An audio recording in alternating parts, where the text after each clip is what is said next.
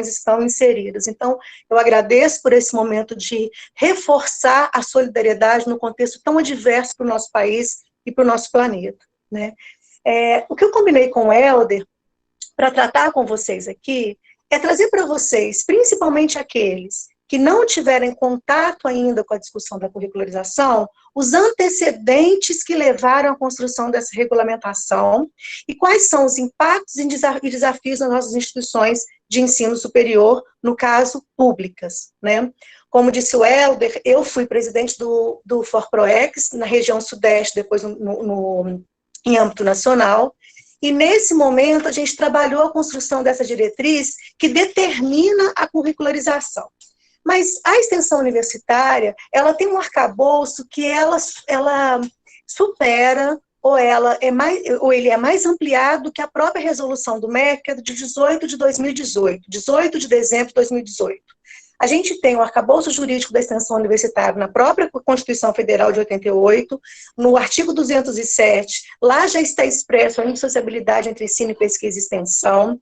Lá também na Constituição Federal, que é algo muito importante, no seu artigo 213, diz que as atividades universitárias de pesquisa e extensão poderão receber apoio financeiro do poder público. Isso não é pouco, isso é muito importante. Além disso, a gente tem a LDB, que a extensão universitária é uma das formas do ensino superior se materializar.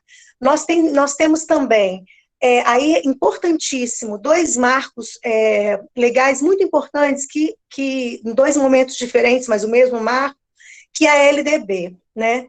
No plano, na LDB que eu já me referi, e agora mais especificamente ao Plano Nacional de Educação.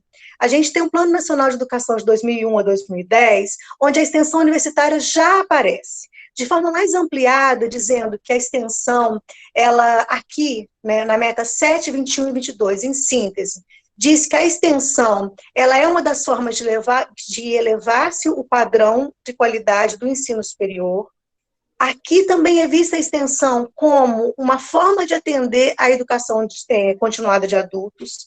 E aqui uma coisa muito importante que demarca a extensão universitária, que é a criação de conselhos com a participação da sociedade civil nas nossas instituições para acompanhar e fazer o controle social das atividades de extensionistas. Isso é um ponto importante. Na LDB, no Plano Nacional de Educação, me desculpe, de 2001 a 2010, a gente tem uma meta específica sobre a chamada curricularização da extensão, que é a meta 23. Aqui, lá em 2001, né, que valeria nesse período todo, é que, na verdade, que os 10% eles vão aparecer aqui pela primeira vez, né? Depois disso, a gente vai ter o Plano Nacional de Educação de 2014 a 2024. Na estratégia 12, tem a meta, na meta 12, tem a estratégia 12.7, que fala sobre a curricularização da extensão. Então, é importante aqui a gente sacar qual é a meta 12. E, de forma bem sintética, a meta 12 diz respeito ao aumento do número de matrículas no ensino superior. E uma estratégia para que se atinja essa meta é a curricularização da extensão. Está expresso no Plano Nacional de Educação o seguinte: assegurar no mínimo 10% do total de créditos curriculares exigidos para a graduação em programas e projetos de extensão universitária, orientando sua ação prioritariamente para áreas de grande pertinência social. Então, é tido aqui a curricularização como uma forma de aumentar a matrícula no ensino superior. Aí a gente se pergunta, né, qual é essa relação direta? Aqui eu já vou antecipar algo, isso é de 2014, que aconteceu, segundo o relato da superintendente de extensão da UFRJ, que aconteceu lá, que eles acompanharam o curso de psicologia da entrada dos estudantes até a sua formatura. E o que foi observado lá, com todos os 10% integralizados? Diminuiu a evasão dos estudantes, diminuiu também a retenção dos estudantes e também teve um aumento do índice de rendimento acadêmico. Por que a gente acha que isso aconteceu, né? Qual é a gente acha não, a nossa constatação objetiva desse resultado é que quando o estudante, ele se insere num projeto de extensão vinculado à sua matriz curricular, vinculado ao projeto pedagógico daquele curso, ele consegue entender melhor o que o curso faz, quais são as possibilidades de intervenção profissional que ele vai ter, e isso faz com que se revitalize no estudante a sua opção por aquela formação profissional, e esse diálogo mais aprofundado, porque o aluno vai para a sala de aula perguntando para o professor, naquela disciplina, qual a alternativa para, por exemplo, resolver um problema específico que ele encontra na prática via extensão universitária. Então, nesse sentido, essa meta lá atrás, em 2014, ela já previa uma possibilidade de se aumentar a matrícula. Nesse sentido, assim, aumenta a matrícula e se mantém o número de estudantes sem ter um índice de evasão maior. Agora, mais objetivamente, o que a gente costuma dizer é que a resolução de 18 de dezembro de 2018, que estabelece as diretrizes para a extensão universitária na educação superior brasileira, ela regulamenta o que está prescrito ou definido no Plano Nacional de Educação. Isso também é muito importante dizer, porque em alguns campos que se havia resistência a se assegurar esses 10%, uma das justificativas era a seguinte: isso está no PNE. Várias questões do PNE não foram cumpridas. Por que essa tem que ser? Né? Então, isso seria, na verdade, uma indicação, um plano, e não uma normativa, uma obrigatoriedade. O que acontece?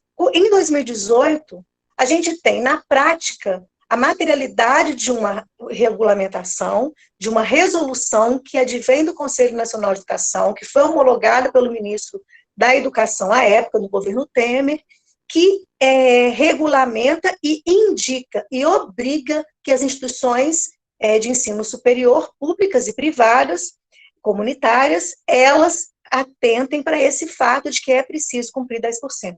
Né?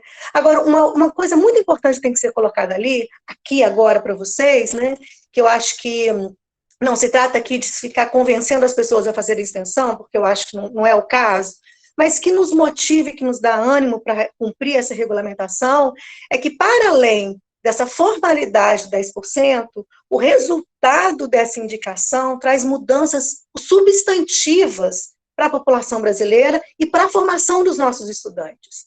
Quando o estudante tem a experiência de participar de um projeto de extensão, no centro da sua formação profissional, ele tem contato com a questão social.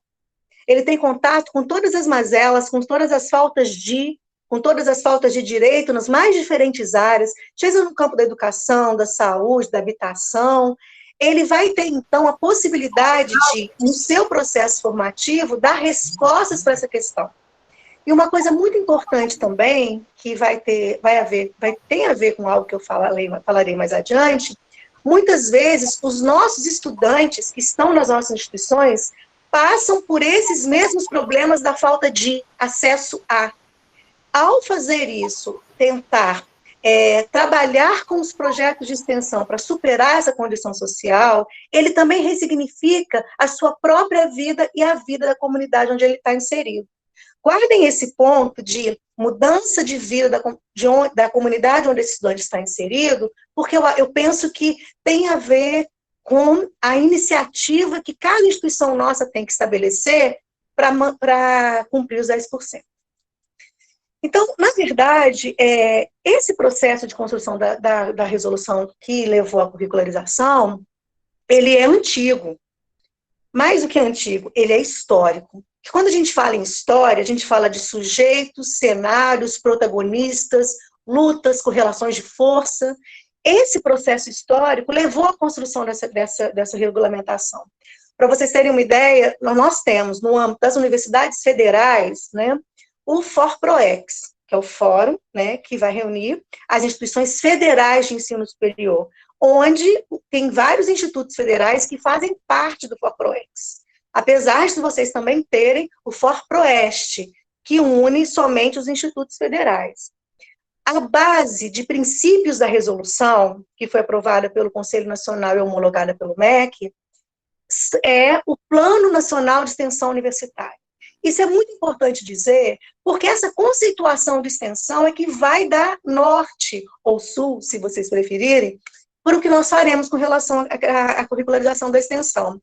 Então, não é simplesmente uma ação mecânica de relação com a comunidade onde você presta um serviço. A extensão universitária, ele é um processo educativo, cultural, científico, ele tem métodos, portanto, ele faz parte da formação profissional dos nossos alunos e tem que ter a coordenação direta de um docente, ou em muitos casos, em muitas universidades, como a minha, de técnico administrativo que tenha formação superior. Então, a extensão universitária, ela é indissociável do ensino. Não é simplesmente uma prestação de serviço onde o aluno vai sozinho e realiza alguma coisa. Não é isso. Tem que estar relacionada com o seu currículo. Uma outra coisa muito importante que eu acho que a gente tem que prestar atenção quando formular esses 10%, é que essa extensão universitária, ela tem que se realizar a partir da exigência da realidade, e não daquilo que a nossa instituição acha importante para aquela região. Então, eu vou dar um exemplo muito objetivo, que acontece com vocês, acontecem conosco, com todas as instituições federais, de ensino superior, na verdade. Quando a gente vai para uma comunidade, quando a universidade ou o Instituto Federal chega numa comunidade para oferecer qualquer serviço, essa comunidade ela vai aceitar. Porque é um sujeito reconhecidamente importante, embora a gente tenha tido muito ataque à ciência nos últimos tempos no nosso país, para a população que tem acesso ao que fazemos, sabe a importância das nossas instituições. Quando você chega numa comunidade, a comunidade vai aceitar o que a gente oferecer. Porque a universidade lá é a garantia de cuidado, de acesso e de serviço de qualidade. Né? Mas muitas vezes aquilo que as nossas instituições oferecem não é aquilo que imediatamente aquela população necessita. Por exemplo, nós temos aqui na nossa universidade um programa que se chama Boa Vizinhança. Nós trabalhamos com os 42 bairros do entorno do nosso campus, aqui na universidade. O que nós fizemos? Nós fomos até essas comunidades, conversamos com coletivos culturais, com associações de moradores, com manifestações, grupos de manifestação religiosa dos mais diferentes credos, porque essas lideranças religiosas, sejam espíritas, do candomblé, da Umbanda, católico, neopentecostais, nós tivemos contato com todas essas manifestações religiosas para ter contato com a comunidade e perguntar para essa comunidade o que ela esperava da universidade. E eles disseram. A partir dessa necessidade, nós fizemos um edital com bolsas e as ações foram implementadas naquela comunidade. É isso que eu estou aqui destacando para vocês, da necessidade que os nossos projetos, quando tiverem materializado esses 10% da extensão, eles se efetivem em função das exigências da realidade. Uma outra coisa importantíssima, que vai diferenciar muito, por exemplo, de um estágio ou de qualquer outro tipo de ação acadêmica nossa, é essa troca de saberes, essa horizontalidade do conhecimento, essa postura que nós, enquanto docentes e técnicos, temos que construir com os nossos alunos, de que há uma relação de horizontalidade, de construção de um saber que é diferenciado da comunidade, mas é tão importante quanto o saber do outro. Então, por que é muito importante destacar esses princípios? Que partem de uma interação dialógica, do diálogo, que tem impacto na formação dos nossos estudantes, que se baseia na interdisciplinaridade, que procura transformar a sociedade. E são esses princípios que diferenciam de uma ação onde o aluno vai fazer uma testagem, vai levar uma ação pronta que ele já definiu em sala de aula e a comunidade vai ser objeto de trabalho e não sujeito de um processo de interação com a sociedade.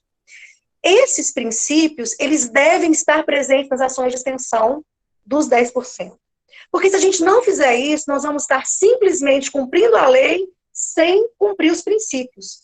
Para nós, nesse processo todo de construção da diretriz, os princípios são importantíssimos. Agora, como os nossos alunos podem materializar esses 10%? 10%.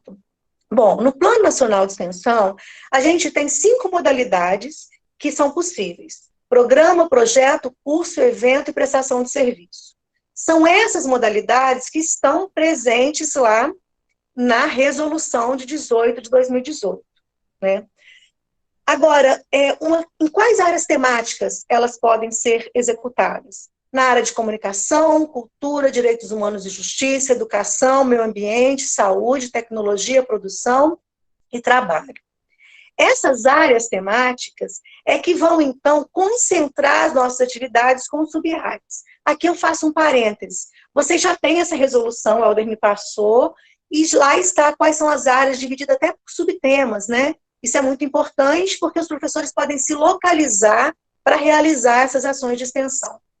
Agora, uma coisa importante também que a gente tem que falar, que há uma certa denominação diferenciada a depender das instituições. Na resolução de dezembro, de 18 de dezembro, está escrita a palavra acreditação da extensão.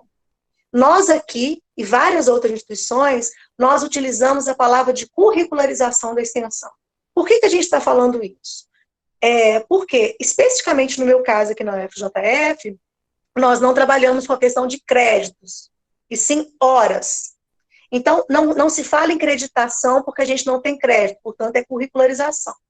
Agora, a gente tem que ficar bem atento que o currículo, ele não pode ser uma caixa fechada que limite todas e quaisquer ações, né?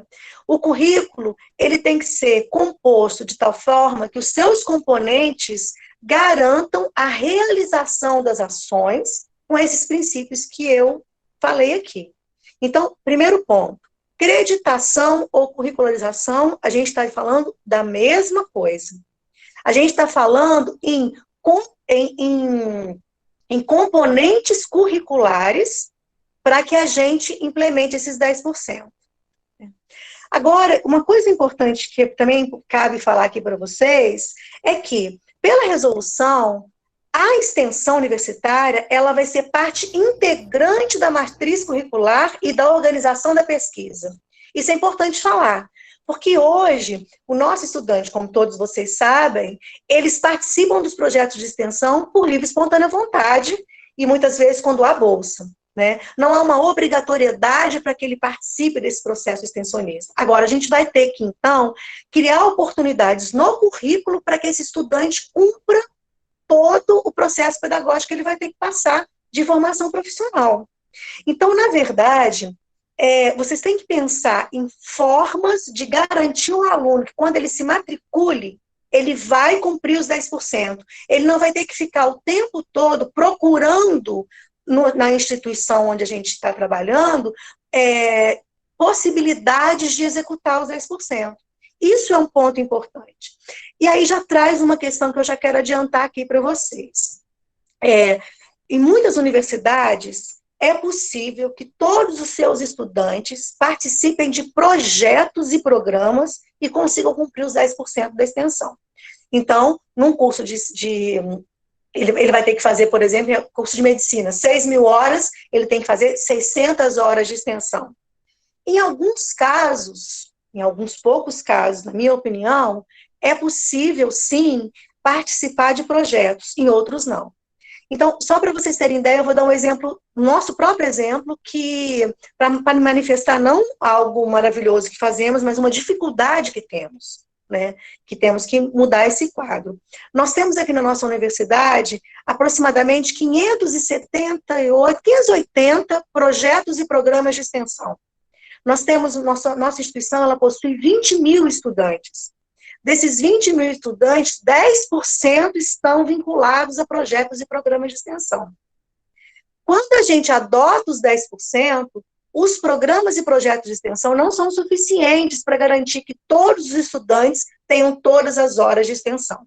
Então, o que nós estamos fazendo aqui? Que vocês também, me parece, podem vir a fazer aí, a partir da minuta que vocês elaboraram, a comissão elaborou, criar outras formas alternativas. Quais seriam essas? Por exemplo, nós temos aqui a possibilidade de disciplinas mistas. Algumas disciplinas têm um contato direto com a comunidade, e que parte, então, da carga horária de uma disciplina que tem um componente teórico e um componente interventivo possa ser considerado como extensão. Por que eu falo que possa vir a ser considerado como extensão?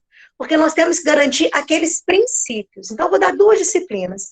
A gente tem uma disciplina aqui na Faculdade de Enfermagem que já modificou o currículo dela, né, lá dessa unidade acadêmica, onde tem uma disciplina de cuidado de saúde do adulto.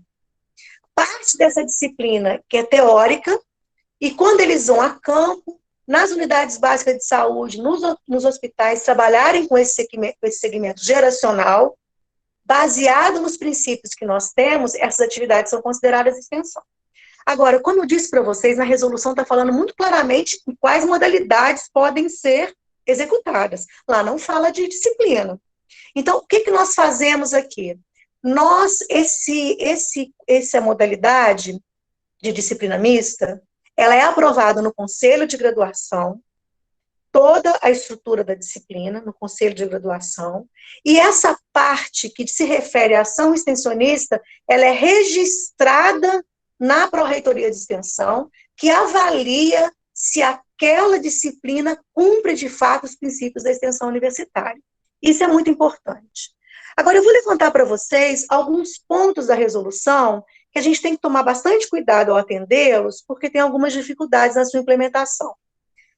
Um ponto importante, que eu até olhei na minuta de vocês, e que tem que ter uma relação com a resolução de dezembro de 2018, é que, na educação à distância, as atividades devem ser realizadas presencialmente em região compatível com o polo de apoio presencial no qual o estudante tenha sido matriculado. Então, essa ação de extensão da educação à distância tem que ser no polo. Qual o entendimento? O entendimento de que naquele polo as ações de extensão vão fazer as mudanças sociais necessárias. Então, não é preferencialmente, elas são obrigatoriamente realizadas no polo. Agora, a gente estava conversando isso com um grupo de professores aqui no FJF, eles dizem assim, bom, o polo presencial nosso é lá em Licínia, que é bastante distante, né, daqui de Juiz de Fora. E o estudante está em outra cidade, chegou um caso de estudante que estava no exterior. Então, o que a gente também vai ter que trabalhar? A gente vai ter que pensar quais são as tecnologias informacionais que nós vamos ter que utilizar para que essa atividade seja realizada no polo. Então, quem sabe uma ferramenta por meio, também na educação à distância, para ser realizada, por exemplo, com lideranças comunitárias daquela região. Trabalhar com a questão de educação e saúde. Estou dando sempre exemplo na área da saúde, acho que eu estou muito mobilizado com o contexto social, né? Aí acaba até um ato falho, vai saindo exemplos da área da saúde. Mas pode ser feito direcionados para aquele polo. Eu estou vendo que tem algumas questões aqui aparecendo, mas eu não estou conseguindo acompanhar para responder na minha fala. Então, Helder, o que você acha? Você pode fazer a síntese dessas questões, depois eu respondo? Posso, ótimo, já estou fazendo, ótimo. Já, professor, pode ficar tranquilo. Uma outra coisa importante que a gente tem que fazer é que nós, da nossa instituição, a gente tem que fazer uma autoavaliação da extensão universitária. Isso é muito importante, e nós temos que trabalhar com instrumentos e indicadores específicos para a ação que a gente vier a fazer, dos 10%. No Fórum de Pró-Reitores, nós temos lá um material sobre os indicadores de extensão. São esses indicadores que nós estipulamos, que nós estamos levando para a Andifes, que é para que a gente tenha recurso específico para extensão. E aí a gente entra num outro ponto. Nesse contexto educacional que nós estamos passando, de tantas dificuldades, a gente também tem que pensar em recursos para implementar essas ações, né? E recursos que se vinculem diretamente ao nosso trabalho, de dia a dia, enquanto docente técnico, e recursos que também atinjam os nossos estudantes da extensão. Por que eu estou falando isso? Porque a gente sabe muito bem que extensão não se faz somente com bolsa, né? É muito complicado, né? Às vezes a gente tem, por exemplo, uma ação num bairro afastado e que a bolsa que o estudante recebe, se ele for utilizar, vai gastar tudo só com bolsa, só com transporte, né? A gente precisa de material. Então, o que nós fizemos aqui na universidade? Nós temos um recurso direcionado exclusivamente para a Pró-Reitoria de Extensão, onde nós fazemos um edital e nós oferecemos aos professores a possibilidade de ter acesso a material de consumo, equipamentos, e nesse caso, Também transporte, seja com motorista da universidade, seja com passagens e diárias. Então, é muito importante que a gestão se prepare para isso.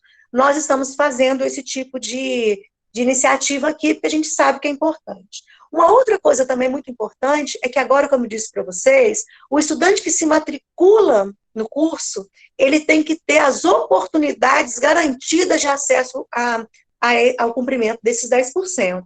Né? Então, isso traz um problema, que a gente sabe que tem os estudantes trabalhadores, que eles trabalham durante o dia, e estão estudando à noite. Eu não cheguei a perguntar para o Helder, vocês têm curso noturno? Helder? Oi? Ah, Temos sim, professor. Rogério respondeu. Então, é algo que é um desafio. Eu estou me lembrando aqui do último contato que nós fizemos, né? Nós, a Pró-Reitoria de Extensão, fomos em vários cursos de graduação para discutir a questão da curricularização, né? E lá no Departamento de Psicologia, né, José, a gente lembra direitinho, a professora falou assim, olha, não vamos usar a palavra problema, vamos usar a palavra desafios. Né? E é verdade, nós temos um desafio, que é como oferecer para esse nosso aluno trabalhador oportunidade dos 10% de extensão. Aí a gente tem que pensar que a gente tem que colocar isso durante o horário de aula e também com a possibilidade de se fazer isso no final de semana, no sábado. A gente tem aulas que vão até o sábado, né? Então, a gente também tem que dar essa possibilidade. A gente tem que possibilitar também a inserção no período de férias. A gente também tem que pensar nisso, né? Nós não ficamos de férias o tempo todo, então tem que ter a coordenação de um professor. Então, esse professor tem que estar disponível para poder acompanhar esse estudante.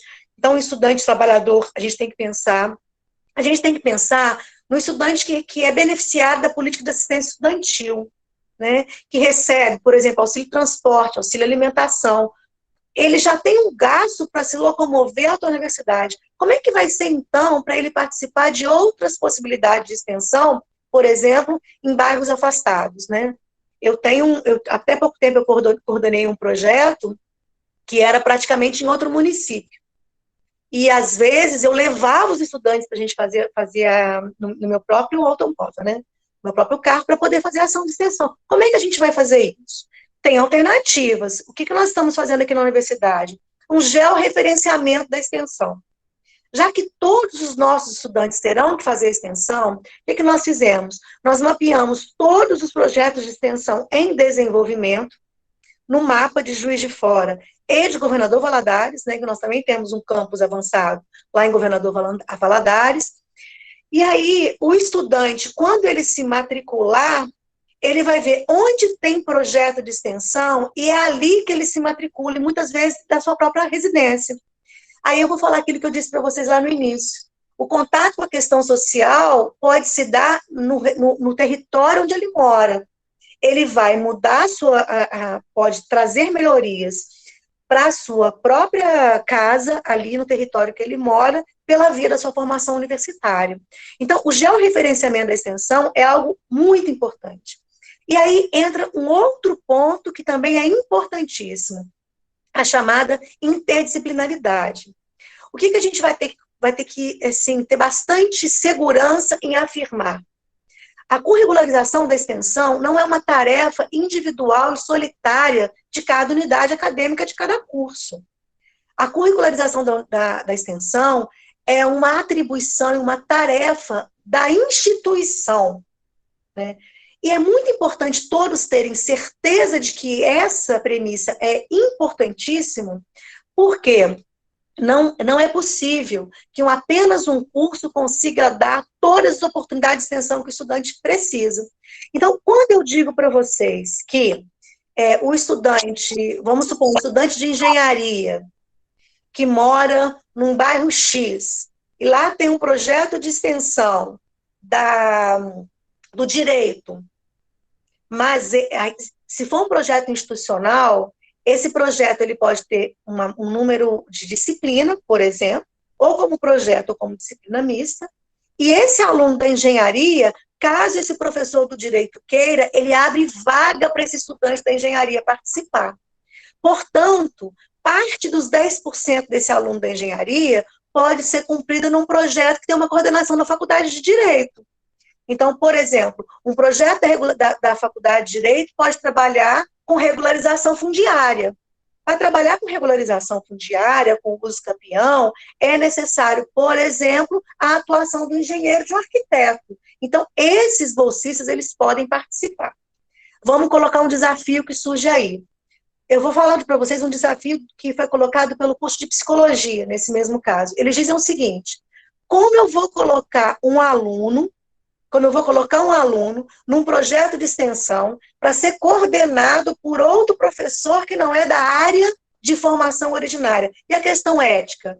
E a questão das prerrogativas que são exclusivas daquela formação profissional? Isso é um desafio. Existem atribuições privativas de determinadas profissões. Então, como é que você vai colocar um estudante de serviço social para ser coordenado por uma professora da faculdade de arquitetura? Ou uma professora do direito que vai supervisionar um aluno da engenharia ou da psicologia? Por isso é importante que nas unidades acadêmicas a gente tenha um coletivo de docentes responsável por esse acompanhamento da implementação da curricularização. Então, em alguns casos, que não foi o nosso caso na UFJF, o próprio NDE pode ter essa atribuição. Em outros casos, o coordenador de curso tem essa atribuição.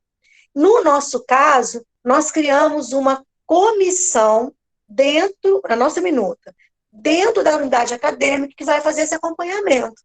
Então, esse aluno que vai estar, por exemplo, da psicologia, num projeto de direito, e tem atribuições privativas do psicólogo, ele vai ser acompanhado, então, por esse professor técnico, se for o caso, assim, a unidade permitir, daquela unidade acadêmica.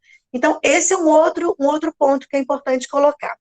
Agora, quando eu digo para vocês que a curricularização da extensão, ela não é uma atividade solitária de responsabilidade individual das unidades acadêmicas, eu estou me referindo também à questão de avaliação institucional. Porque vocês sabem que está na resolução que esses 10% ele tem que estar explícito no PPI, nos PPCs dos cursos. Então, isso é institucional.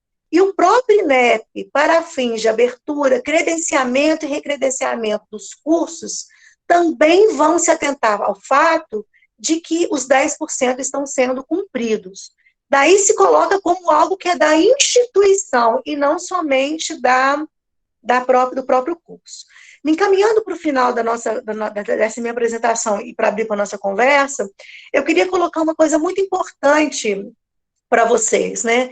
Nesse contexto, essa nossa parceria, esse nosso trabalho conjunto e solidário, ele tem que acontecer. Então, a gente tem que estimular a parceria entre as nossas instituições de ensino e estimular a mobilidade dos estudantes e dos docentes. Isso é importantíssimo. Então, por exemplo, aqui também a gente já está em negociação com 2 universidades públicas da nossa região, em 2 estados diferentes, para que, em período de férias, essas instituições recebam os nossos estudantes para fazerem atividades extensionistas. Então, só aqui um levantamento de possibilidades, programas, projetos, podem ter estudantes cumprindo os 10%, né? Disciplinas mistas, disciplinas extensionistas. Por exemplo, a gente tem a disciplina de arquitetura que faz elaboração de projetos. Ela pode ser totalmente extensionista. Uma outra possibilidade é participação dos nossos estudantes em outros projetos de extensão de outras universidades, né? E aí, nós temos enquanto pró-reitoria de extensão, a tarefa de estabelecer a forma de participação dos estudantes nessas ações de extensão, o registro dessas ações de extensão e valorizar, inclusive, essa atividade extensionista no trabalho dos nossos docentes e técnicos. Imagino que aí no IFE deve acontecer muito, independe do campus, do campus que a gente está falando aqui. Quando a gente fala em 10% de extensão, o coletivo daquela unidade acadêmica do curso fala assim: extensão é com o professor XYZ. né?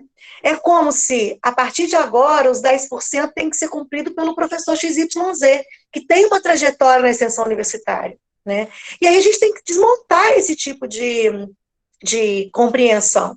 Primeiro, que os 10% ele vai fazer parte da matriz, vai fazer parte do PPC, então é atribuição de todo mundo. É óbvio que tem alguns professores que preferem trabalhar com aquilo, mas isso tem que ser dividido entre todos os professores daquela unidade acadêmica. Não vai ser possível que apenas alguns professores tenham essa atribuição de cumprir esses 10%. E tem uma outra coisa que a gente tem professor que fala assim, eu não sei fazer extensão. Mas nos últimos concursos, inclusive, imagino que aí no IF também deve ser assim, quando o professor faz o concurso, ele apresenta um plano de trabalho vinculado ao ensino, à pesquisa e à extensão. O tripé, que é indissociável. Não estou dizendo aqui que todos têm que fazer isso ao mesmo tempo, porque tem as opções institucionais, a gente sabe disso. Então, por exemplo, em determinado momento de uma unidade acadêmica ou de um curso, ele vai focar na questão da pós-graduação. Então, todos os esforços vão estar direcionados para aquilo. Mas a gente tem que lembrar que os 10% fazem parte da matriz do curso. Portanto, a gente tem que dividir o trabalho para que isso seja cumprido, né? Uma coisa muito importante também é que esses 10% de extensão, ele não pode significar intensificação do trabalho docente. Porque agora, além de dar aula, pesquisar, ter o seu monitor, ter um treinamento profissional, estar na pós-graduação, nós vamos ter que, então, trabalhar a extensão universitária. Então, a gente tem que dividir isso muito bem entre nós, fazer um planejamento da nossa unidade acadêmica, do nosso curso, para que a gente cumpra isso sem significar intensificação do trabalho docente. Para terminar mesmo, é algo que nos traz preocupação, todo mundo pergunta, quando é que a gente vai ter que cumprir isso? Pela nossa compreensão, por termos participado enquanto ForProEx, né, à época, com o professor Daniel, com a professora Daniel da UFABC, e da Maria Malta, da UFRJ, a nossa compreensão é de que nós vamos ter que implementar os 10% a partir do primeiro semestre de 2022.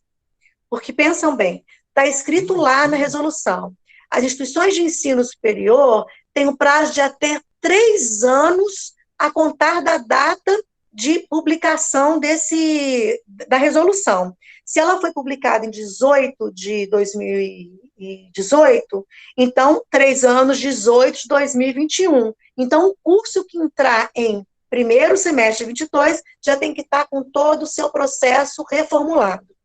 O José me passou uma mensagem aqui, dizendo uma coisa importante para eu falar para vocês. Obrigada, José, eu vou me referir. Os cursos e eventos de extensão, eles também podem ser considerados como atividade extensionista. Porém, aqui, foi muito importante você ter me lembrado disso, José. Porém, aqui, qual é a diferença para o curso de extensão e evento de extensão que a gente tem hoje? Só podem ser considerados, no nosso caso, atividade de extensão, quando o estudante é sujeito daquele processo e não ouvinte de um evento. Porque quando o estudante participa de um evento como ouvinte, essas horas de participação, elas podem contar para a flexibilização curricular, as chamadas atividades de complementação, né? Elas podem ser consideradas ali. Mas quando o aluno participa com o professor da estrutura, da organização de um evento, da publicização de um evento, do desenvolvimento de um evento, essa atividade dele passa a ser considerada para os 10% de extensão. Aqui, por exemplo, na Faculdade de Direito, conversando lá com uma ideia da Faculdade de Direito, as professoras me disseram que elas vão abrir uma disciplina de extensão de organização de evento. Então, os alunos que participarem dessa disciplina, matriculados, eles vão ficar responsáveis por todos os eventos de extensão da Faculdade de Direito, e essas horas vão ser contadas.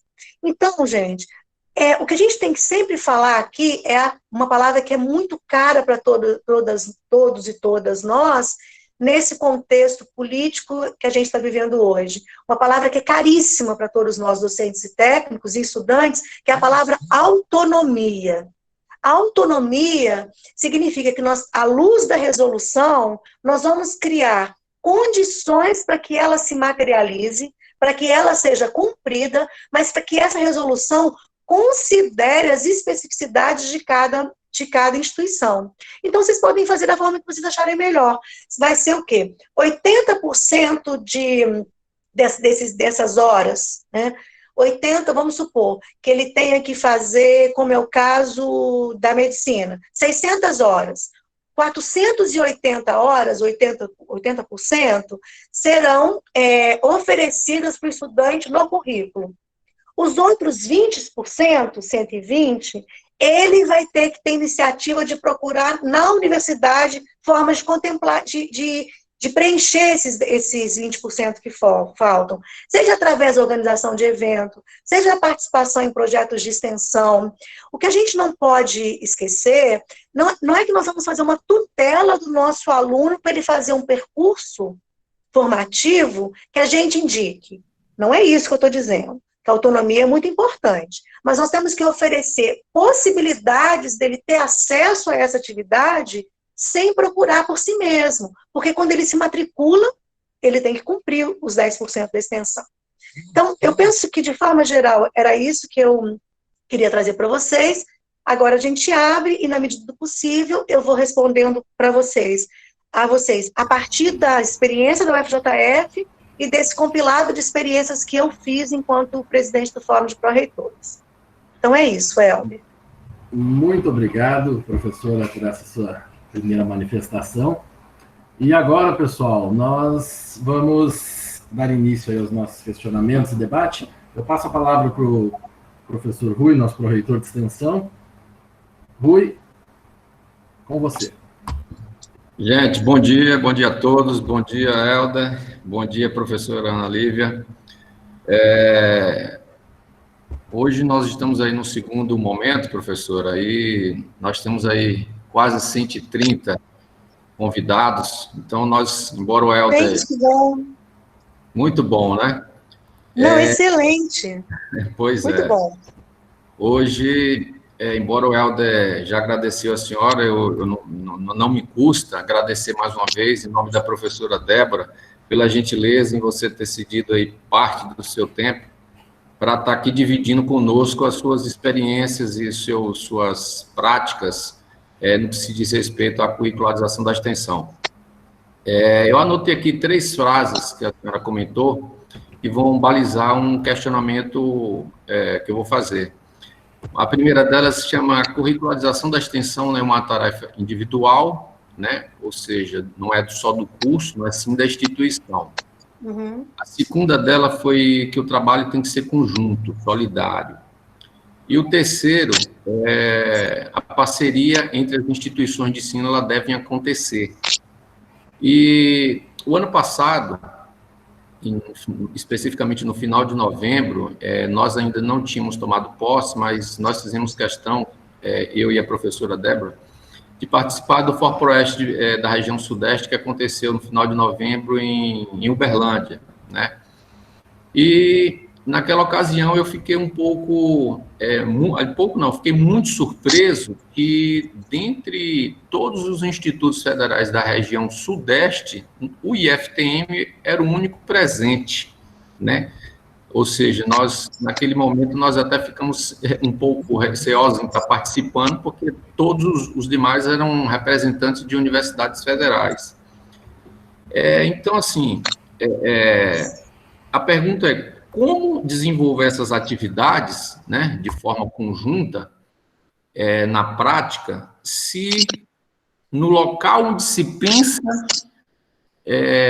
as decisões, vamos dizer assim, ou até mesmo as orientações para quem está lá na ponta executar, que são os fóruns, né? Não há um encontro, não há um diálogo entre as instituições, sejam elas institutos e universidades. Então, eu queria saber da senhora como é que a gente pode melhorar isso. Uhum. Tá. Helder, como a gente faz? Eu respondo uma a uma? Então, eu acho que eu compilei algumas falas aqui, tá? E aí, se você quiser, nessa linha que o Rui coloca, tá somente essa. Aí depois eu vou colocando as demais. Rui, assim, é uma questão, assim, importante que você coloca. Eu penso que o princípio da solidariedade é o que move a extensão universitária, né? Aquele princípio da transformação social é o que move a extensão universitária, né? Então, a gente pode até, aí agora eu vou fazer um autoelogio a nós que fazemos extensão, e quem ainda não faz, que faça, né, parte desse grande coletivo de professores e técnicos que faz extensão.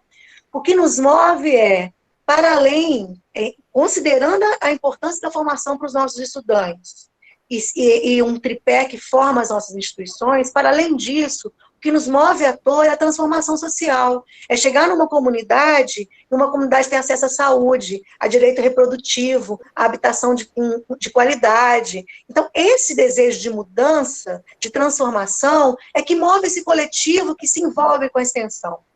O que eu costumo dizer é que entre nós, extensionistas, esse diálogo ele foi muito mais fácil, porque o que nos move é a transformação e a solidariedade. Então, por isso eu penso que, embora a gente tenha esse cenário que você acabou de dizer aqui para os institutos federais e para as universidades, também não é tão diferente assim, eu sou muito otimista. Esse princípio que nos move para executar a extensão vai ser o princípio que vai garantir, por exemplo, essa nossa parceria para que todo o sistema de instituições de ensino superior públicas cumpra o que está na resolução. Eu não estou com os dados aqui agora. Eu posso passar para você e para o Helder depois, mas só para vocês terem uma ideia, nas universidades federais, nós também não estamos todas as 100% das universidades federais com a extensão cumprida no patamar de 10%. Não estamos.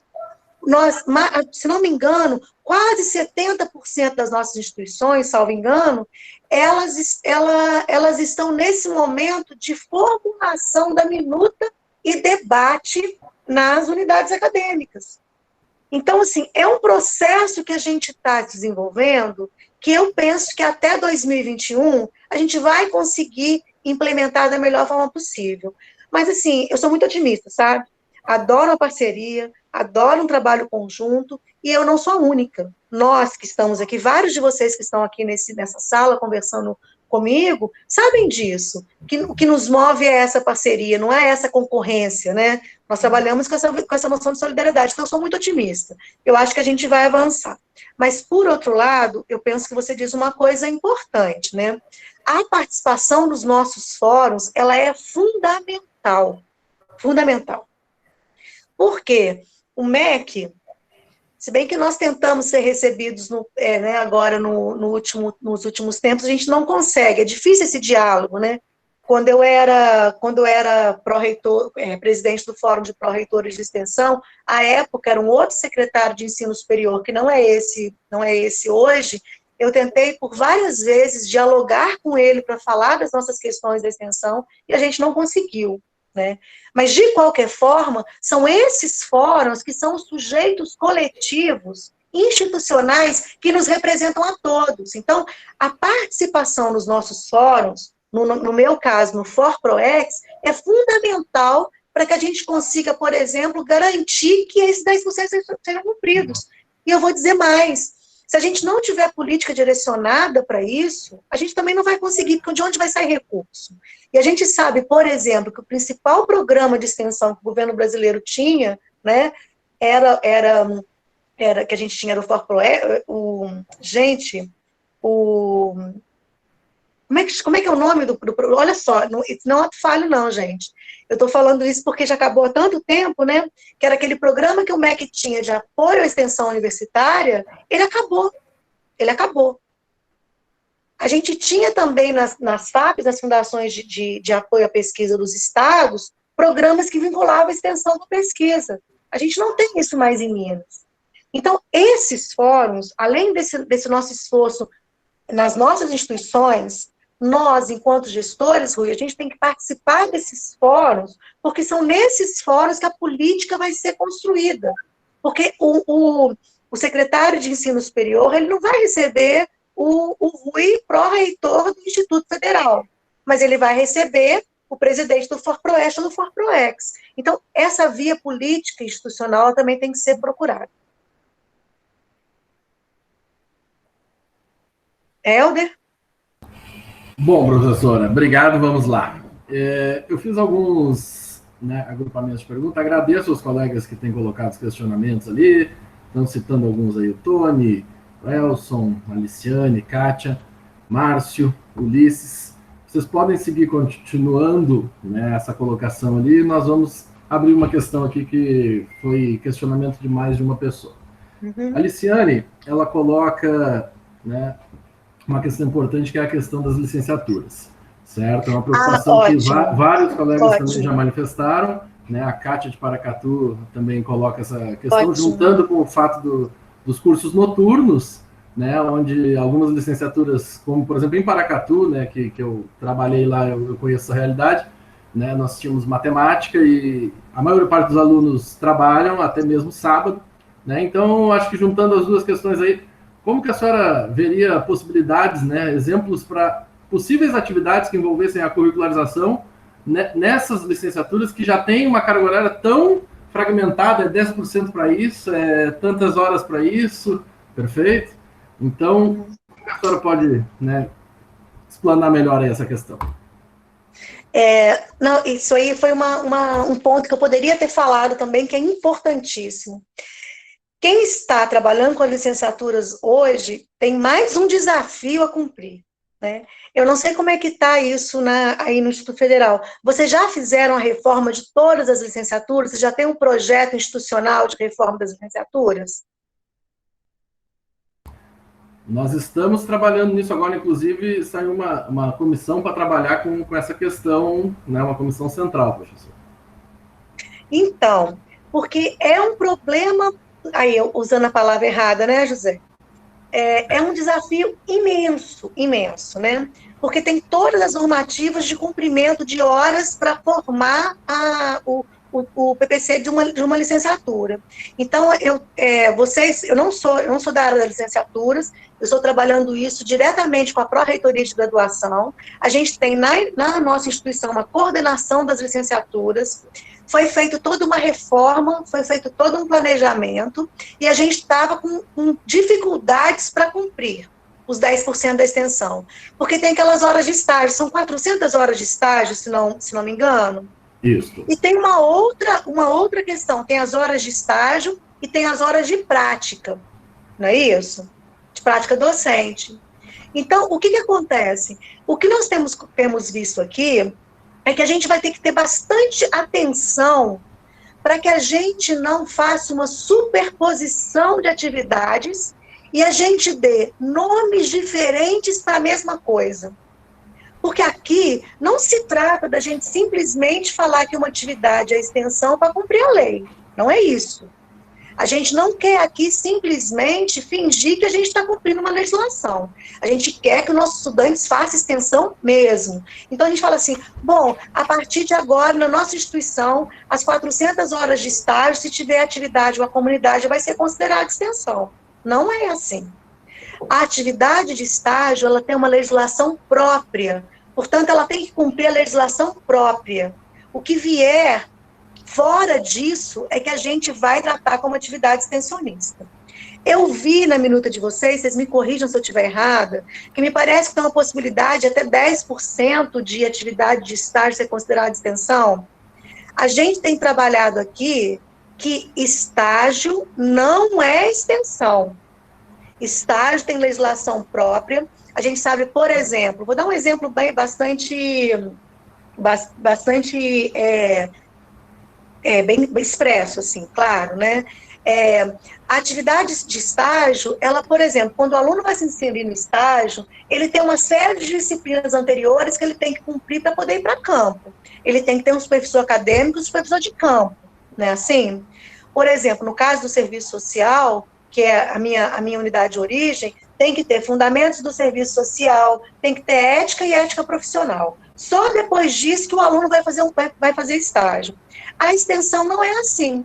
Na extensão universitária, o estudante, a partir do primeiro período, se o professor e o técnico julgar assim possível, ele pode fazer uma atividade extensionista. Porque qual a diferença? O professor acompanha o estagiário o bolsista ou voluntário de extensão, o extensionista no campo.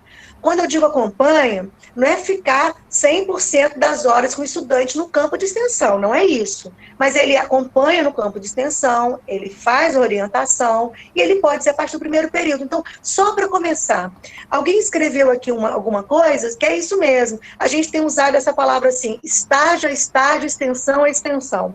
Uma coisa é uma coisa, outra coisa é outra coisa. Porque se a gente colocar que tudo é atividade extensionista, não atentando para esses princípios que a gente está levantando, a gente vai simplesmente cumprir a legislação e não vai fazer diferença para a formação dos nossos estudantes. Então, isso é um ponto a ser colocado. Eu li muito rapidamente aqui, alguém falou do PIBID. O PIBID, a depender da atividade que desempenha, ele pode sim, determinada atividade ser considerada atividade extensionista. Por exemplo, a gente vai ter que ter muita maturidade, gente, muita tranquilidade e principalmente firmeza de princípio para a gente trabalhar os 10% da extensão. Porque, da mesma forma que estágio, extensão a extensão, é o que nós estamos trabalhando, empresa júnior é empresa júnior, extensão é extensão. Um exemplo que eu estou dando. Porque, pensa bem, muitas atividades da empresa júnior não têm um acompanhamento direto do professor. Mas, por exemplo, se a gente só também dá um outro exemplo, cheio de exemplos né? Um outro exemplo, aqui na UFJF, as empresas juniores, elas não são vinculadas, na minha instituição, em várias outras também, não são vinculadas à Pró-Reitoria de Extensão. Na nossa instituição aqui, as empresas juniores são vinculadas à Diretoria de Inovação Tecnológica, que tem, inclusive, uma incubadora de empresas. As nossas empresas juniores se vinculam a essa estrutura, embora tenha uma interface com a comunidade. O que vai ser considerado extensão na empresa júnior?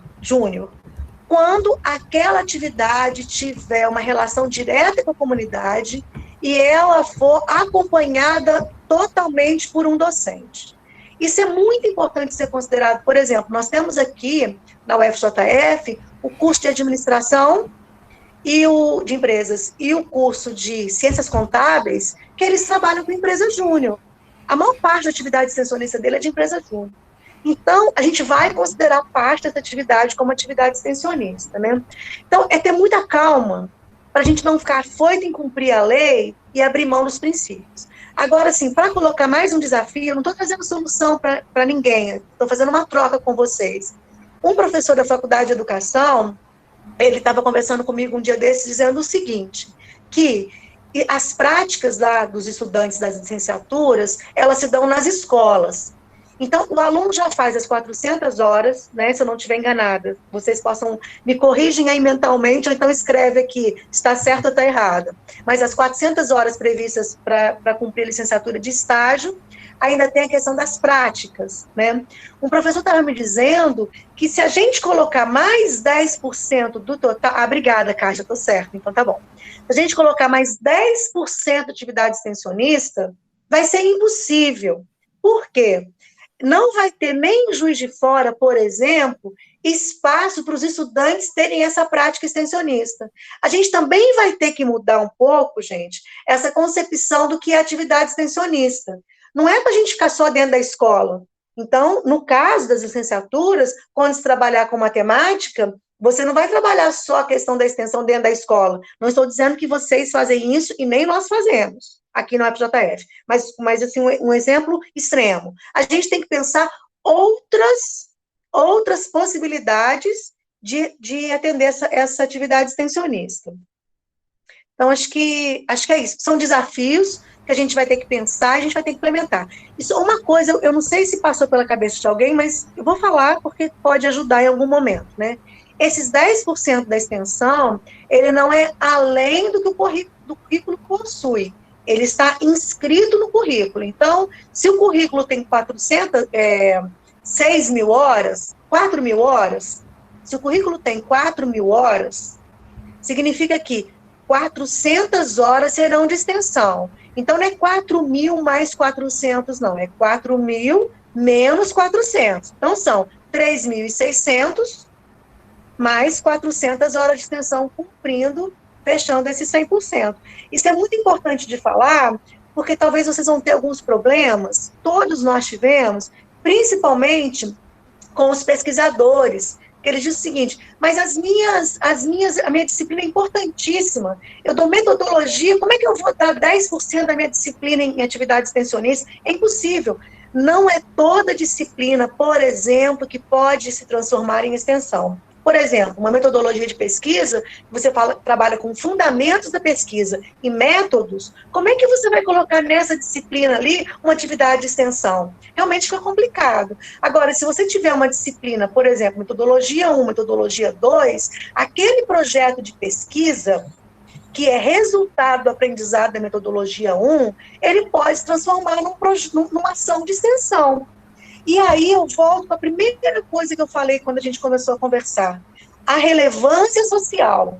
Então, essa atividade de pesquisa, ela pode estar direcionada para um coletivo que precisa de uma atividade de pesquisa. Por exemplo, uma cooperativa que quer saber, uma cooperativa popular, que quer saber qual o melhor produto e serviço para determinada região.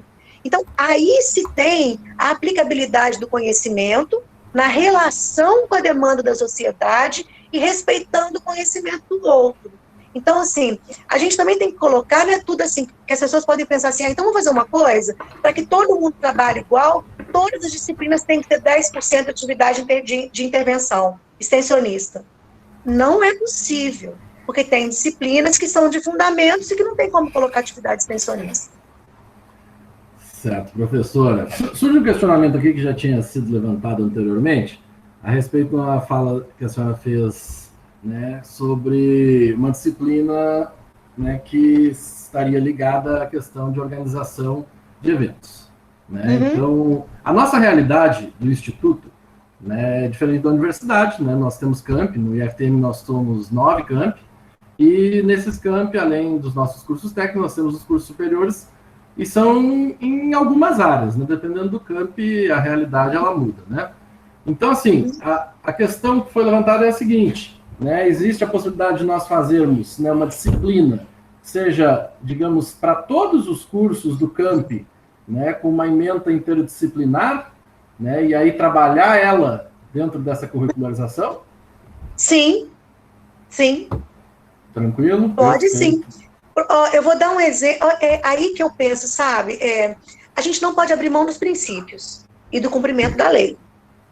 Agora, o que advém daí, cabe à nossa autonomia em escolher aquilo que é importante para a nossa instituição e a nossa criatividade.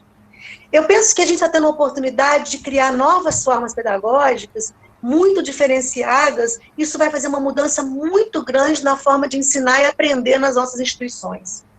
Eu acho que nós, do campo extensionista, vamos promover essa mudança. E eu não estou sendo assim, estou sendo otimista, mas muito realista. Porque a gente não está aqui... Extensão não é simplesmente uma prática que não tenha fundamento, que não tenha método. Ela tem, é científica, é cultural. Então, eu sou muito otimista com relação a isso.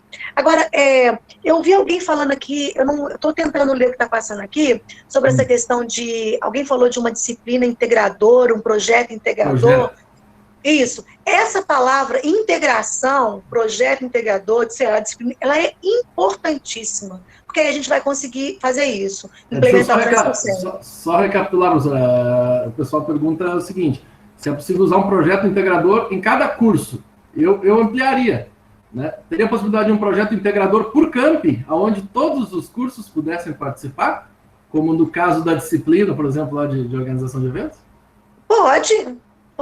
Para mim, a minha opinião, mais do que opinião, porque eu não estou aqui simplesmente dando opinião, quero falar para vocês assim, embora eu não tenha toda a receita, todos os caminhos, essa experiência, essa escuta nas universidades, por onde eu tenho andado, tem me feito fazer análises.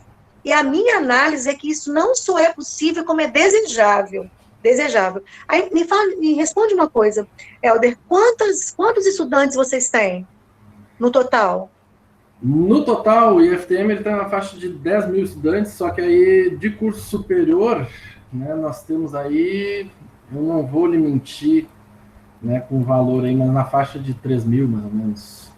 Né, eu não tenho esse número exato. não acho que vai ser mais simples, não. Não é isso, não vou diminuir o desafio. Mas eu acho que vai ser menos complicado. Vai ser menos complicado.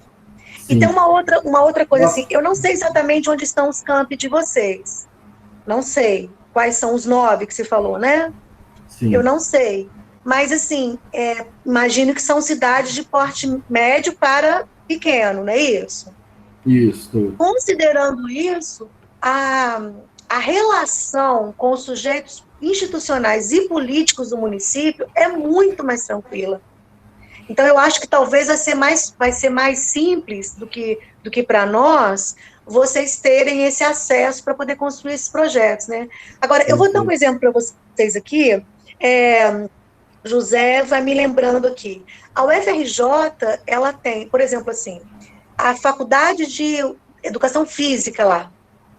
Eles conseguem, praticamente, eles estão implementando em 3 fases, eles estão na segunda fase de implementação dos 10%. Eles praticamente conseguem colocar todos os estudantes nos seus próprios projetos de extensão. É uma situação ideal, mas não é a situação que nós encontramos no Brasil inteiro.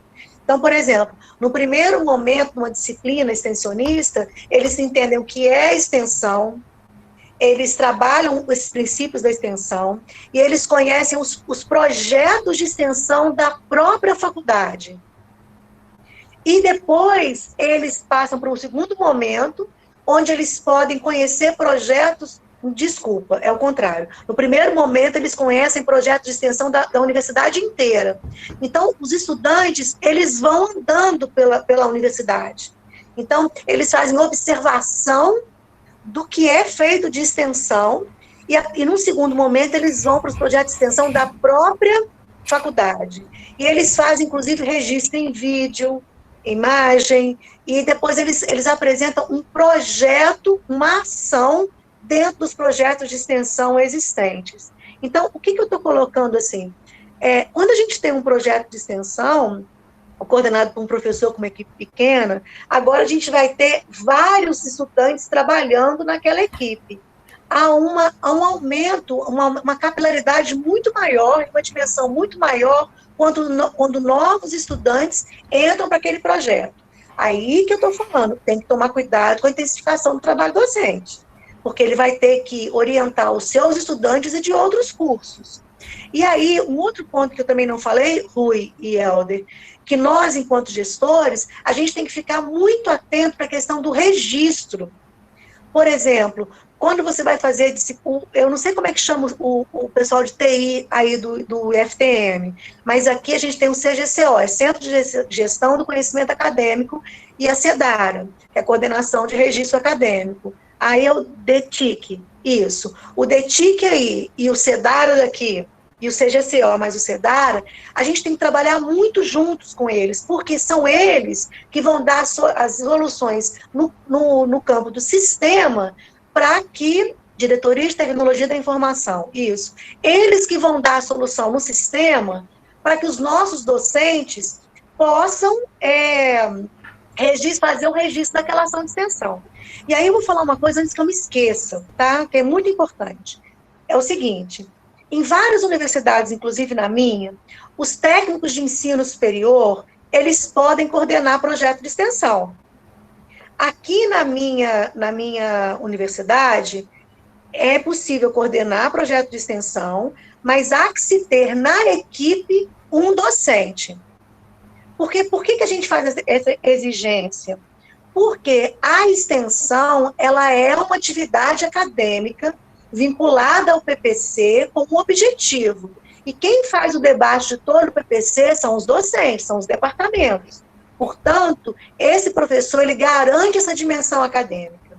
E uma outra coisa tão importante quanto, apesar de ser formalidade, somente o docente, ele tem a atribuição de fazer avaliação e atribuir nota ou conceito. O técnico não pode fazer isso. Então, isso tem que ser considerado, porque isso faz parte, é uma atribuição privativa do docente, a avaliação e lançamento de conceito ou nota. Então, isso eu acho importante colocar. Então, voltando a essa questão da Diretoria de Tecnologia da Informação e do CGCO aqui, por exemplo, A gente tem que também sempre coordenar o lançamento das ações com o período acadêmico. Porque quando o estudante iniciar o período, quando ele for se matricular, e se vocês, por exemplo, colocarem 20% para ele procurar na instituição onde ele vai executar essas horas, ele tem que ter acesso a isso preferencialmente quando ele faz a matrícula no início do semestre. Então, por exemplo, eu vou ter um número, a minha disciplina, vamos supor que eu tenho um projeto que acabou de encerrar, que era Centro de Memória Político-Sindical de Trabalhadores. Era o meu projeto. Esse centro de memória, ele vai ter um número de matrícula, um número de disciplina, um código de disciplina, ele vai estar aberto, e eu sou professor de serviço social, mas o aluno do direito vai poder se matricular, né? Aí, uma outra coisa que é importante falar, eu estou avançando, não sei se está sendo positivo. Continuo nessa linha? Posso continuar? Tranquilo. Então, por exemplo, quando o aluno se matricula nessa disciplina, né, ele, assim, não é como um projeto de extensão que hoje é opcional para ele, participa ou não vai me impedir de formar, né? Então, ele passa por um processo seletivo. O aluno, ele não vai poder passar por um processo seletivo para cumprir aquilo que está expresso no currículo, né? Na disciplina, ele se inscreve para poder fazer a disciplina, porque ele tem que cumprir todo entre aspas, um percurso formativo. É isso? Então, ele também não vai poder ser selecionado. Mas, por exemplo, eu do serviço social vou abrir uma disciplina para 3 alunos do serviço social, 5 do direito e 5 da comunicação. Eu posso, no próprio sistema, daí a conversa com o DETIC, fazer a seleção daquele estudante. Eu posso fazer uma entrevista, eu posso pedir para ele escrever alguma coisa, aí ele entra naquela disciplina. Nesse momento pode, nas outras não. Nas outras vocês podem colocar uma pré-requisitação, como as outras disciplinas são feitas. Então, eu estou dando exemplo aqui para vocês, trazendo um compilado de experiências de várias universidades, né? Mas, lembrando, isso é um passo posterior à mudança, à aprovação da minuta, né? Portanto, vocês têm que correr nisso, como nós também estamos correndo, para aprovar logo essa minuta. E aí, para terminar esse assunto da minuta, eu penso que aqui, como aí vocês tiveram uma comissão que montaram essa minuta. Me corrija se eu estiver errada. Aqui, na UFJF, nós tivemos participação do Conselho Setorial de Extensão e Cultura, de representação, do Conselho Setorial de Graduação, do DCE, os estudantes também participaram, da Pró-Reitoria de Extensão e da Pró-Reitoria de Graduação. Nós montamos essa minuta, a partir de todo esse... A minuta de vocês está muito boa, eu li. A partir de todo esse aprendizado, nós montamos a minuta, e agora as unidades acadêmicas, elas estão debatendo a minuta. Porque essa minuta, ela tem que atender a todos. A todos. Então, com esse debate, nós vamos novamente modificar essa minuta, né? Então, só para vocês não ficarem desesperados, nem quem está na ponta, em sala de aula, nos projetos, nem vocês da gestão, e essa fala é para mim também, para eu ouvir e para todos nós daqui, nós estamos caminhando mais ou menos para e passo com as demais instituições. Então, a gente tem ainda um tempinho para poder fazer esse processo, mas todo mundo está mais ou menos no mesmo ponto. Professora, não abusando muito, né, da senhora, mas eu vou tentar compilar mais alguns questionamentos aqui. Né, eu vou tentar ser mais rápido. Com uma consideração importante aqui. Né, eu acho que, assim, nós estamos exatamente nesse caminho. Né? Hoje a minuta ela está, né, de posse dos campi para discussão, então, com as comunidades acadêmicas, e aí termos um retorno aí até o dia 30 de abril, né, para depois, então, nós reformularmos, né, modificarmos aquilo que for necessário nessa minuta, e aí, então, apresentarmos, né, essa versão final para toda a comunidade, né, talvez lá em maio. Perfeito? Então, assim, lá em maio também, já aproveito e faço o convite aqui ao vivo para a senhora, nós estamos planejando um segundo evento, certo? E esse evento um pouco mais aberto, né, para algumas instituições também de fora, E aí, convido já a senhora para fazer parte conosco, né, conversando aí sobre alguma temática, tá bem? Então, assim, nós estamos nessa discussão, e aí o que acontece? A gente também está fazendo, já está de posse das coordenações de extensão, né, de cada um dos campi, a discussão, né, da nossa minuta de atividades de extensão. Então, eu saliento para os participantes que isso é fundamental também, né? Vocês conversem com seus coordenadores de extensão, porque a nossa minuta ela era de 2012, né? Então, ela está bem desatualizada e nós estamos, então, necessitando fazer, né, uma revisão nela. Ela já foi passada para os campi, então, assim, é importante fazer essa discussão agora em paralelo, tanto a minuta das atividades quanto a da curricularização. Então, por exemplo, quando a senhora cita aquelas questões, né, básicas lá, que são, por exemplo, as modalidades, as áreas, as linhas de extensão, né, isso, né, algumas coisas não estavam previstas na nossa minuta que está digamos, em funcionamento hoje. E ela já está presente nessa nova, né, que está lá para discussão. Então, assim, é importante que os campi façam essas duas discussões simultaneamente. Baseado nisso, professor, a gente tem uma problemática também dentro do Instituto, que é a questão da definição, né, da conceituação de extensão, né, e a gente vai começar a atacar isso fortemente agora. Nós não tínhamos, até esse momento, né, como é comum na universidade, a questão dos projetos de ensino, né? Então, dentro da universidade, através das pró-reitorias de graduação, a gente sabe que isso é bastante comum. No Instituto, aqui no IFTM, nós começamos esse ano, né, a ter os projetos de ensino. Então, o que acontecia? Muitos projetos eram desenvolvidos nos campi e classificados como extensão, só que na prática eles não tinham contato com a comunidade externa, o que não possibilita. Exatamente. Então, assim, é um problema que a gente enfrenta, vários institutos enfrentam, e muito se deve por essa falta de experiência, né, nas atividades extensionistas. Mas, enfim, eu queria que a senhora, então, pudesse fazer um comentário assim, como que a gente pode vencer isso, tá certo? Para que a gente consiga, então, né, ter essas atividades de extensão bem fundamentadas e possa também atender a curricularização. E botando mais um detalhezinho, né? Do ponto de vista que a senhora falou lá no meio da sua fala, né, a questão da participação, né, dos estudantes, a questão do georreferenciamento, é mais importante para o estudante estar participando de uma atividade de extensão na sua área de formação ou dentro de ações na sua comunidade, mas que não sejam tão ligadas à área de formação? Ótima questão colocada por você. Primeiro, vamos essa questão do que é a extensão. Parece que, né, vamos pegar a palavra tradicional mesmo, extensão, né? Quando a gente fala extensão, é estender, né? Mas aí a gente vai lá em Paulo Freire, que é o que baseia muito a concepção de extensão nas universidades brasileiras, extensão é comunicação. Independentemente das discordâncias político-ideológicas que alguém aqui nesse grupo possa ter com relação ao pensamento de Paulo Freire, o pensamento com o qual eu compartilho de muitas e muitas e muitas consonâncias, o Paulo Freire diz que é uma comunicação, ou seja, você comunicar-se com o outro. E quando você comunica, você dialoga, você constrói algo novo, né? Então, vamos pegar esse pensamento. Ou mesmo aquele mais tradicional do estender para a comunidade, para além dos muros da universidade, não é assim que se diz? A universidade ou o Instituto Federal transpondo os muros, né, do seu próprio limite, né?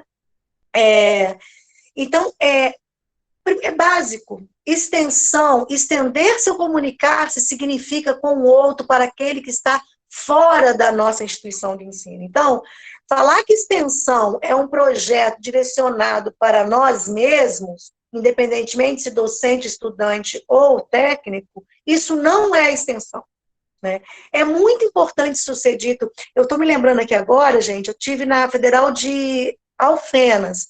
Aliás, foi muitíssimo bem recebida, foi um diálogo ótimo, muito, muito interessante. Acredito que tinha menos pessoas que estão aqui agora, né? Vocês estão falando em 120, não sei se continua, mas lá imagino que tinha menos pessoas, mas era ao vivo e a cores, né? E tinha uma professora da área de linguagens, eu não sei exatamente qual a área que era professora, Mas lá tem um projeto muito interessante, que é aquele similar ao que nós temos aqui, de universalização de línguas.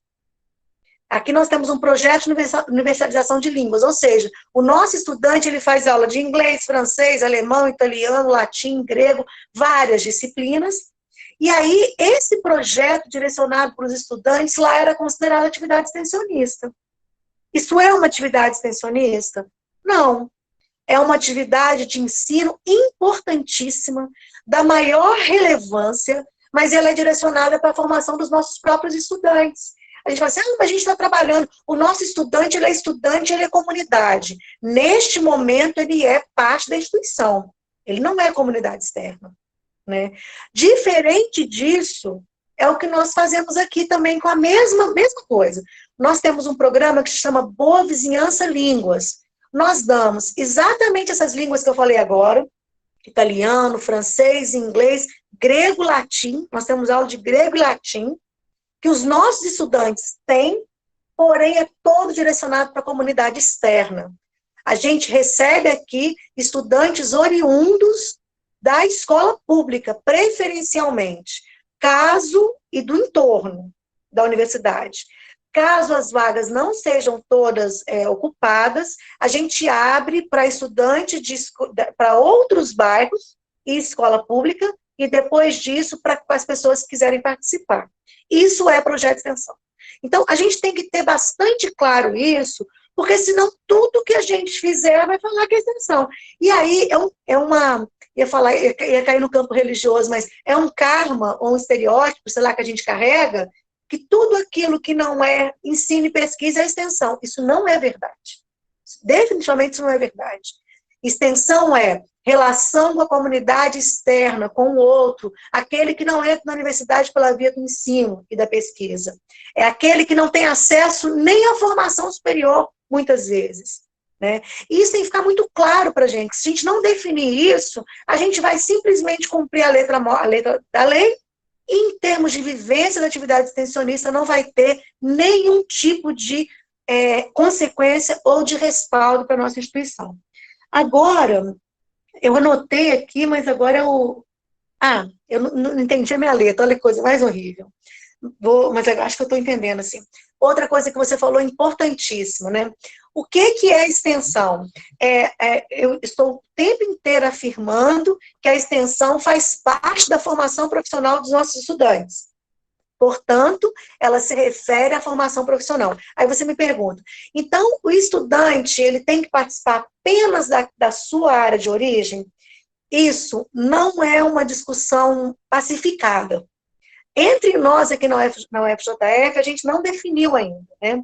Porque, assim, a princípio, vou falar de um posicionamento pessoal, individual, acadêmico meu. Se eu afirmo que a extensão ela é uma atividade acadêmica, então os meus alunos do serviço social, eles só podem trabalhar em qualquer projeto de qualquer área se for usando os instrumentos e técnicas da ação profissional do assistente social. Isso é atividade extensionista. Isso é uma defesa mais, digamos assim, na falta da melhor palavra, ortodoxa. Existem professores que dizem que não, que eu vou dar um exemplo da UFRJ. Eu ainda não estou convencida desse posicionamento primeiro que eu estou externando para vocês aqui. Teve um exemplo que a superintendente de extensão da UFRJ, a Ninei, estava me dizendo. Tem uma aluna da enfermagem, um projeto da enfermagem, que trabalha dentro de hospital, e uma aluna da psicologia está nesse projeto da enfermagem, tocando violão e cantando, nas visitas que fazem dentro das unidades lá hospitalares. Isso é extensão universitária? Qual a defesa desse segundo grupo? Que diz o quê?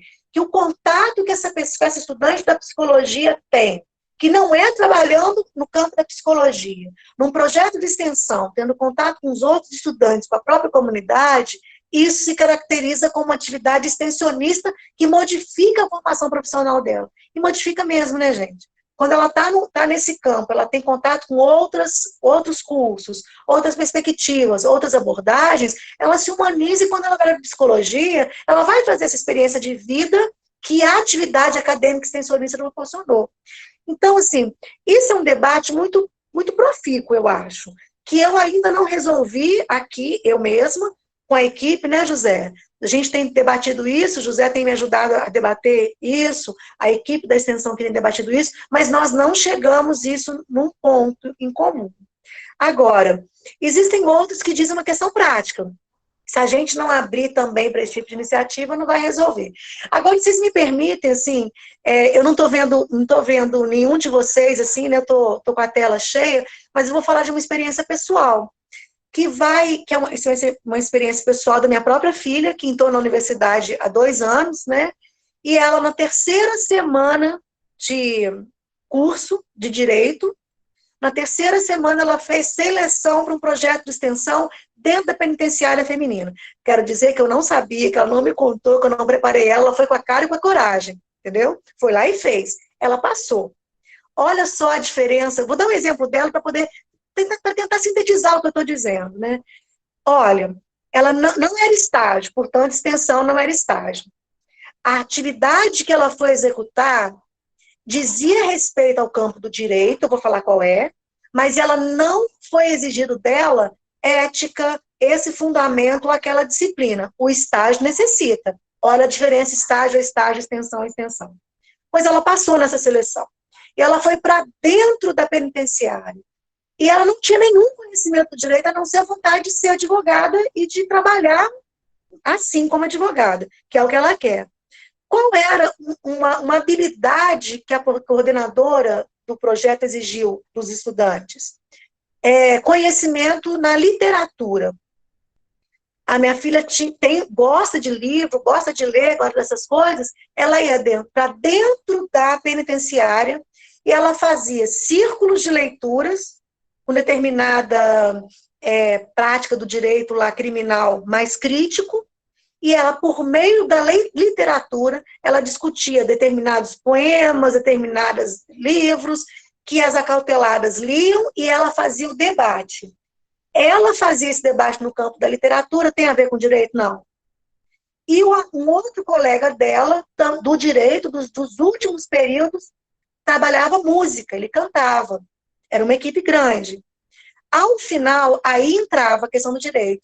Ela fazia todo o processo de remissão de pena, fazia petição para juiz, assinava junto com a professora, e aí, a cada período que aquelas acauteladas participavam do projeto, elas tinham a pena diminuída. Então, esse é um exemplo para dizer tudo, que sintetiza mais ou menos o que eu disse aqui, né? No caso da minha filha, ela, ao final, ela soube fazer aquilo que era direcionado a área de formação profissional dela. Por isso eu falo para vocês, eu não estou segura em afirmar que tem que ser no campo estrito da formação. Por quê? Se ela não tivesse feito isso, hoje ela sabe como movimentar para poder fazer uma petição, para poder fazer a remissão de pena. Se ela não tivesse feito isso, eu não tenho dúvida que o trabalho que ela fez na área da literatura, discutindo textos, modificou a formação profissional dela. Tudo mais que ela fez, hoje ela está no 5º período, ela estava no 1º. Tudo que ela fez de lá para cá teve influência do que ela viu dentro daquela penitenciária. A questão social, a degradação humana, o sofrimento humano, o perfil social daquelas mulheres que estavam acauteladas. E isso fez com que ela tivesse uma perspectiva crítica do campo do direito criminal. Vocês estão percebendo, assim, eu estou deixando aqui claro para vocês que eu não tenho um posicionamento fechado com relação a isso. Mas aí cabe a vocês debaterem e definirem o que vai ser feito melhor para a realidade de vocês aí. Eu acho que eu respondi você, Helder, ou ficou faltando alguma coisa? Que a minha letra está uma coisa horrível. Tranquilamente, eu acho, professor. Enfim, eu acho que assim, nós teríamos condições de ficar aqui por horas e horas. Os questionamentos, eles, né, digamos, vão seguir aparecendo, obviamente, conforme a gente for fazendo essa discussão interna, né, nós veremos aí mais e mais questionamentos. Acho que assim, infelizmente, a hora está avançando, professora. Tá. E eu acho que chegamos aí no nosso teto para a nossa palestra. E eu peço desculpas àqueles que não tiveram ali algum questionamento né, bastante esclarecido, certo? Creio que alguns dos vários que eu peguei aqui foram comentados, né? Mas, enfim, acho que abre-se essa discussão, né, tanto nos campi como com a Proeste aqui, e a gente vai conseguindo debater várias dessas questões levantadas já nessa nossa primeira palestra do evento aqui com a senhora. Então, professor, eu acho que assim, é com imensa alegria que nós recebemos a sua fala hoje. Foi muito proveitosa, creio que, né, todos os colegas aí podem, né, manifestar isso.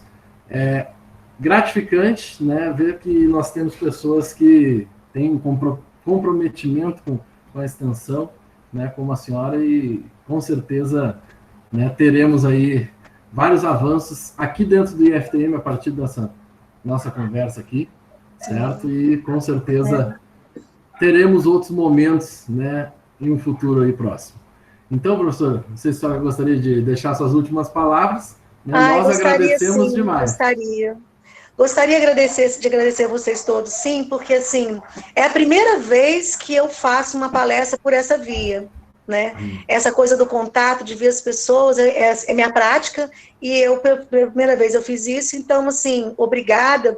E aí na hora que eu estava falando, logo no início, aí eu li coisas que a Leila, o Américo, a Fabiana escreveram, que foi bom, estava excelente, não sei o quê. Quero dizer para vocês que vocês me ajudaram a ter mais segurança para enfrentar essa tecnologia, para falar tudo isso que eu falei para vocês. Então, ao citar os três, eu agradeço a todos vocês que gostaram do que eu falei, espero ter contribuído. José está aqui conosco, está caladinho, mas ele é um sujeito fundamental para trabalhar conosco aqui na UFJF.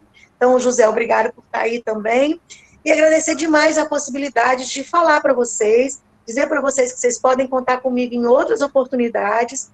Eu tenho a extensão universitária, ela está no meu DNA, embora eu seja professora de pós-graduação, eu dou aula no mestrado, eu tenho um projeto de iniciação científica articulado à prática extensionista que eu tenho.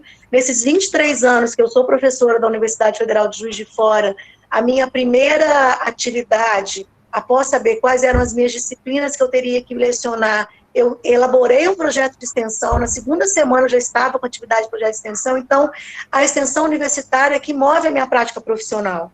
A minha perspectiva de pró-reitora, de gestora, ela é inundada por essa prática que eu tive de extensão com a comunidade. Então, assim, espero que eu possa ter contribuído com vocês. Agradeço pelos elogios que eu estou vendo aqui, eu estou lendo aqui do Américo, muito obrigada, e dizer para vocês, que bom, Adelar falando agora, que ótimo a gente conseguiu refletir. Depois a senhora leia o chat, professora. A senhora deu uma passadinha de olho no chat, porque tem muita manifestação aqui. Nós chegamos no pico a 131 pessoas assistindo simultaneamente. Atualmente, agora, nesse momento, 108. Então, o FJF deu Ibope, que coisa boa. Então, assim, dizer para vocês que eu estou aqui precisando só chamar e que a gente passe por esse momento de quarentena mais fortalecidos, tá? Quero dizer para vocês, não sei com relação a vocês, mas vocês fizeram minha manhã muito mais feliz. Está muito difícil enfrentar esse período de quarentena aqui na nossa cidade, longe do trabalho, trabalhando remotamente, tendo outras tecnologias, e vocês, assim, me possibilitaram uma manhã muito feliz, saber que eu posso ter contribuído com alguma coisa. Então, assim, estou por aqui, precisando, Helder e Rui, tem um WhatsApp aí, só me chamar que eu estou na área, tá bom? Obrigada a todos vocês, e muito bom dia para vocês, e boa semana. Muito obrigado, professora. Rui, você quer falar? Oi, professora, a senhora é uma simpatia, né? Obrigada. Muito obrigado pela explanação, acho que foi muito gostoso, acho que todo mundo certamente gostou. Parabéns mais uma vez, querido, pela organização. Eu acho que até sexta-feira, certamente, nós teremos grandes avanços no conceito do que é extensão e do que a gente se propõe a fazer. Então, mais uma vez, muito obrigado, professora, pela gentileza em ceder seu tempo aí para nós um pouco. Até então, precisando, estou por aqui. Certo. Muito obrigado, professora. Obrigado a todos os participantes.